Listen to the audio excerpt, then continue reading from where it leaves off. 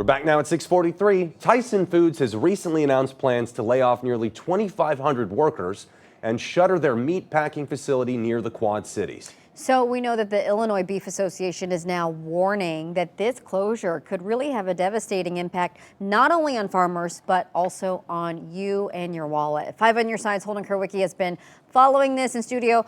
Breakdown, really, we need a breakdown in the ripple effect that this closure is expected to have on ground beef, Holden. Yeah, there's a lot of moving parts here. The Jocelyn facility had the ability to process about 3,000 cows per day.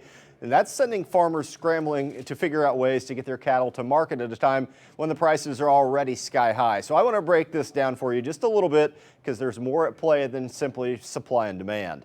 Since 2010, the price of ground beef has gone from about $2.74 all the way up to about $7.18. That's through June. That's a 162% increase in the cost over the past 16 years. At the same time, as you can see, the price of a cow has gone up about 176%, while the size of the U.S. cattle herd has dropped to a 75-year low. That's largely due to drought. Over that same time frame, beef production has also dropped about 5%. Now, to try and control the rapid rise in the cost of ground beef at the grocery store, President Trump recently announced plans to temporarily suspend tariffs on about 300,000 metric tons of beef imported from Argentina and live cattle from Mexico, which he says will be sold about 25% cheaper than beef produced here in the U.S.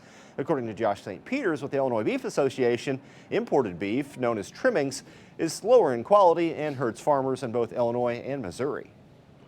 It's highly unlikely that importing the 300,000 metric tons of ground beef from Argentina is going to do anything to save consumers on their grocery bill in the coming weeks or months, because the variables involved and the people who are setting the price at the grocery store are not the farmer, and ultimately we've got to do some other things.